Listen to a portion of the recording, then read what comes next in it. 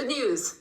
We've connected with Morocco and we've connected with Alice Morrison. I can see has a huge smile and the most beautiful backdrop behind you of the Atlas Mountains, maybe? Well done. Yes, I'm right in the heart of the Atlas Mountains in a village called Imlil. Well, lovely to have you on Woman's Hour. I was watching your documentaries. You've totally piqued my interest, I have to say, for the Nabateans and also all that they achieved. An ancient civilization thought to have lived around the 4th century BC, between the times of ancient Egyptians and the Romans. Tell us a little bit about Nabatean women, because this is Woman's Hour after all.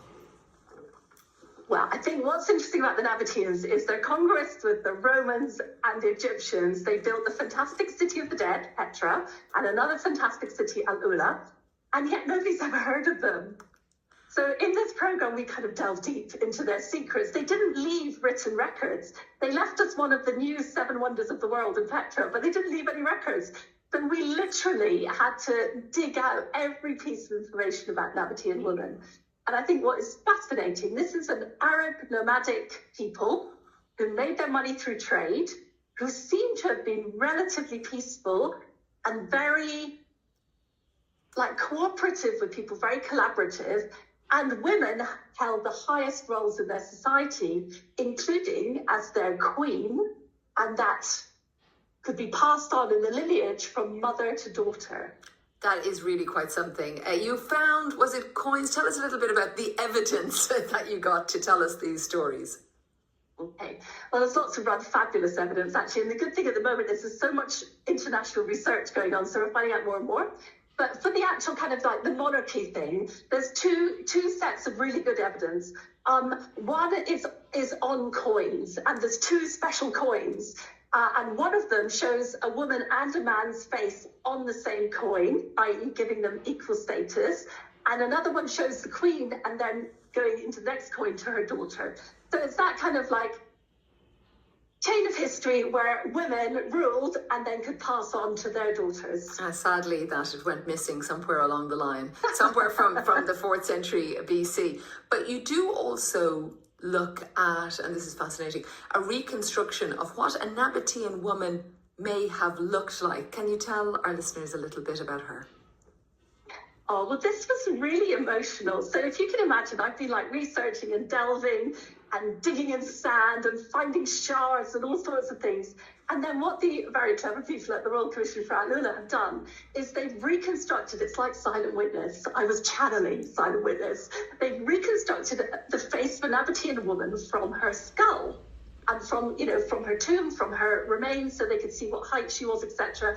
And apparently one of the very important things is they have to, think about skin depth and how much fat you'd have on your face. Nabateans wouldn't have very much fat. So they've reconstructed this rather delicate, beautiful woman who they call Haina. And you come face to face with her in the museum, and she looks a bit like I'll tell you what she looks like. She looks like the very old-fashioned depictions of Mary in the stable. Yes.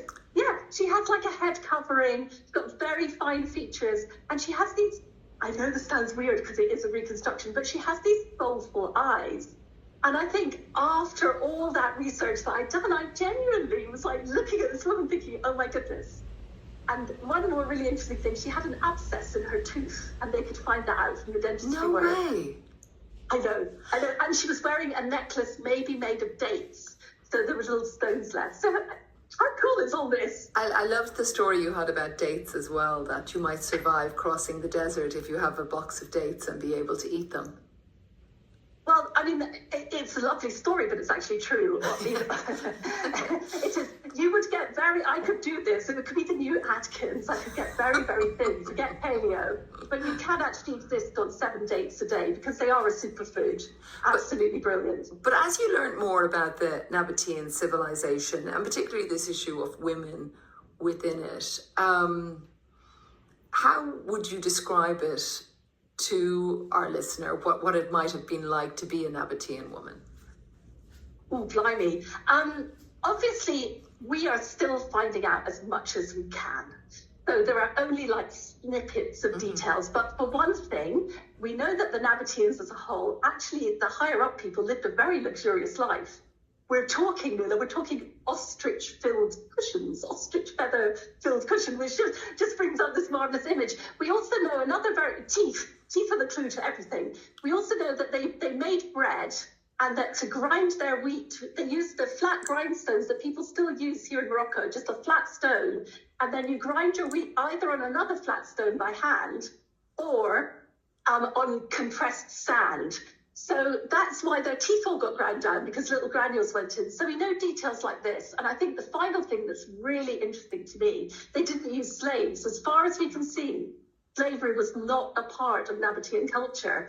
So, if you look at rich societies, the Romans, the Egyptians, to take those two, they all used slaves. So our Nabatean women, I reckon, would have been doing their fair share of the housework. Tell me why, if we probably don't know this yet, I didn't see this, I don't think, of why the civilization died out? Oh, we don't know. So sad. Oh, no, we do. Oh, we do. They were swallowed up by the Romans. Huh. Honestly, I mean, I want to meet that Mary Beard and talk to her about her favourite civilization. Maybe we can make it happen on Woman's Hour. Yeah, I would like to do the Arabs versus the Romans. I really would be into it. No, they got swallowed up, and I think because they weren't a particularly martial society, they lived through trade.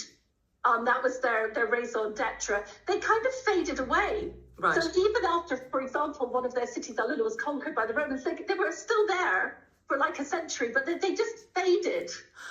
Let me turn to you just in my last minute or so, Alice. You live in this world of exploring.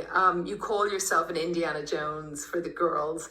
So it's a very male world, I imagine, that you live in. But you sometimes say it's an advantage to be a woman. Why?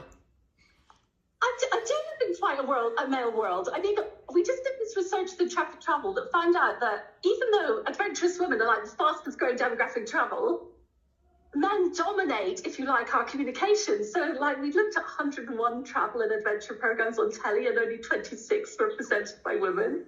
So that's the kind of, so thank you for this opportunity, because I want to get the word out that women, we adventure differently from men, but we're doing it. I've just walked across Morocco, the Sahara, for 7.5 months with camels.